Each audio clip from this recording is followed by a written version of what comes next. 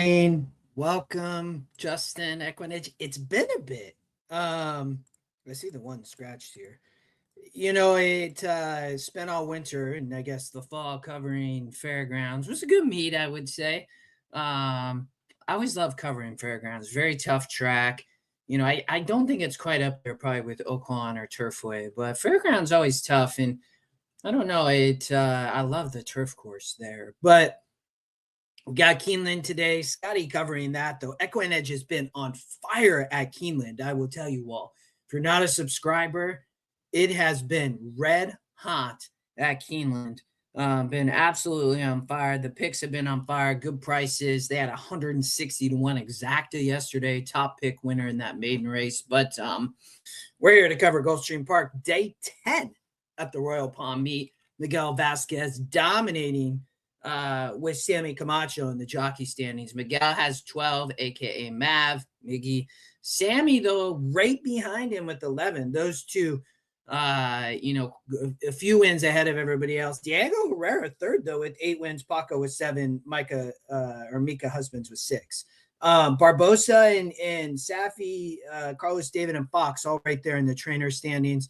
I won't spend too much time on this first race because I don't like it.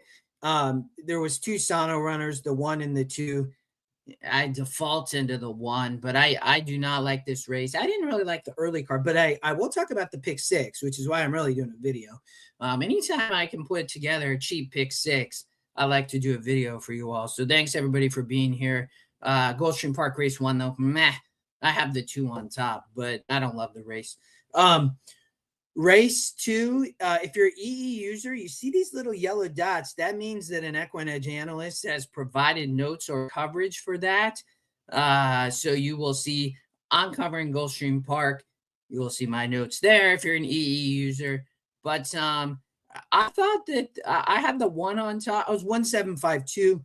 I thought Princess Summer probably sits a good trip here on the turf. There is, I expect, a lot of speed up here. And probably sits a good trip. You can see the 5 dazzling cruisers there. I think Oxar is an interesting long shot if you're playing early. But I'm skipping the first few races. But again, 1752 here. I think Princess Summer, Dazzling Cruiser, and Oxar all sit good trips here. Patriot War, I think, fits as well. But race 3, let's keep going because I want to get to the pick 6. You can see I've cut half the field, narrowed to the 6, 5, and 2. I did not think Miss Magical was a lock, although she probably is the likely winner. But I thought the 5 and 2 Army Medic as well as New Lease on Life had a look. As I mentioned, if you're an e-user, you can see my analysis there. We'll show a little bit of that shortly. But, Army Medic with the pace advantage here, I think has a big shot. And from the genetic strength rating side, it falls to the 6, but the pace falls to the 5. And then you see the 2 is the second pick, runs well on the race sim right there and is right there at the finish. So I thought the 3 of them were the players here in race 3. All right, we got about 6 minutes till the first race? 5 minutes. I want to try to get this done, though. I was going to just hop on and do it quick. I try to make these quick, though. And let's jump to race 4. It's the start of the pick 6. I think it's a $36 ticket today, if I remember correct. Yep, there be double single. Always like that. I think if I miss here, I am going to play back this as a pick 5. What's pick 5 going to be about? 80 some bucks probably. But I like the pick 6 because I like Oshala, the 6 horse here. This is a competitive starter optional claim, and so from that perspective, I was either going to have to probably be spread here in the pick 6, but, I think I'm going to double single because I like this horse quite a bit. I think we get a great price. It's my top pick. You'll see that she's lightly raced in comparison to this group outside of the 2, but she also brings the top Equinedge strength of race at 62, as well as the top Equinedge genetic strength rating. Strength of race is our class figure. Genetic strength rating, think about that. What does a horse want to do? What surface doesn't want? What distance doesn't want? But you're getting a great price at 3 to 1, I thought. Let's watch the race in real quick, and we'll talk about Oshala. I think, we know that Calithia is going to show speed here, but I also think Crafty Collector, a lot of people like, but I do not. I'm trying to beat this horse in this race. And again, I think many could beat her. Ganesh, maybe a live long shot, but I think Show Off had a spot. You'll see I have a note there. Again, if you just joined us, that little yellow dot, if your e-user shows an Equinedge analyst, you'll see Crafty Collectors there. But look, the 6 and the 1 are coming. They're going 9 on the Tapeta. Traditionally, I like horses to come off the pace on the Tapeta, unless you can set some soft fractions. We'll talk about that later. I just think Crafty Collector here, I mean, 1 in 56s, did beat a 66 on the turf, but does she really want the Tapeta? I mean, I know she won back here on the lead, but is she's not getting the lead today? No way. The 2 Calithia are going to be on the lead. The 4 are going to be right there. But I think this sets up for Ashla, our top GSR. She wants long. She wants 9 furlongs. Joel Torres jumps aboard for the other Nader Morabek. And you see 2 last out prior to the layoff. She just missed. Had a little bit of trouble here. Was on the wrong lead. Was wide.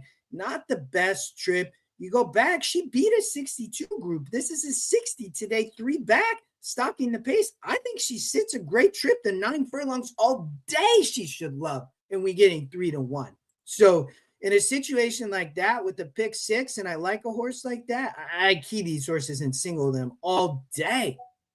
Great price. Again, I think the 1 Show Off probably has a shot too. Joe Bravo riding for Franklin Gutierrez, but it struggled to win. But she fit here. Ran well last out. But I'm going with the 6 on top with key in the single. If you just joined us, I'd also play the pick 5 if I get knocked out there. So race 5, I won't spend too much time because I'm all in this race. I don't trust Au Naturel. People like this horse, my vulnerable favorite of the day. I'm using because if she wins on a cheap ticket, but I don't like her. I mean, I know she burned money last out. She's had some tough posts. She's had some tough trips. Those are all things. And David Fox on fire, right? 4-7 at the meet, but no, thank you. Like, I think you can beat her here. I know people think the 4 might be cheap speed, but she got a big pace advantage on the turf. They let her, they let him get loose. He could be dangerous and long gone. So, spread there in this race. Don't necessarily like really anybody in that race, but definitely trying to beat the 5. Race 6, you'll see I have a note on a few horses, but I'm also deep spread here. I probably, now that I see this, what's that for? I don't think that's 48, is it? I would actually put 43.20. That's what I'd actually, because I'm not going to go all but 1 in a cheap ticket like that. So I'd add the 4. I do not like the 4, but everybody run once. This is just not a great group. It really isn't. I'm 1-3-2. You'll see on my notes, but I deep spread here. I don't like this race. There's no speed on the Tapeta. Paco might wire on Looking to Rock. He might wire the field here. You'll see my notes here. Working well. Dobles, Paco. She's only had 4 runners, 1 winner, but he might wire the field. But this is not a great group. I do like the last 3 races, though. So if you want to play the Sunset Pick 6 over at Santa Anita as well, that's back today. I think it's a good bet because I don't think you need a lot of horses at Gulfstream Park. Right? So, spread there.